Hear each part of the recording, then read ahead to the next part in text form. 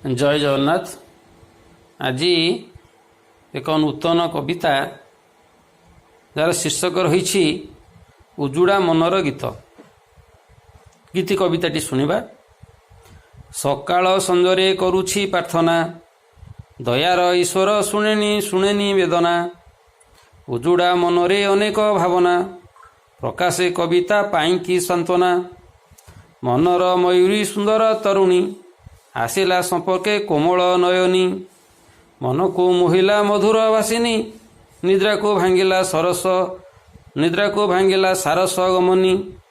शयने सपने प्रत्येक समय, विदारी प्रवेशे मोहरी हृदय। अतीव निजर लागई सुंदर, दर्शने ताहाकु होई आतुर। प्रेमर पाशरे अतुट बंधने, स्मृतिर स्मारकी नीति बहने। जीवन जंत्रणा कथा जे सत्यर, विरह आवेग अपेक्षा कष्टर। अदीन झड़े हजिला सपन, भांगिला संपर्क उजुड़े जीवन। हेला से कहार बंचाई इज्जत, तमसा घेरे कटिला अतीत। एबे भी झुरुची साउंटे स्मृति को, भावना आसुची गायकी गीत को। उजुड़ा मनरे साहस भरुछि, जीवा पाई की प्रेरणा देउछि। धन्यवाद।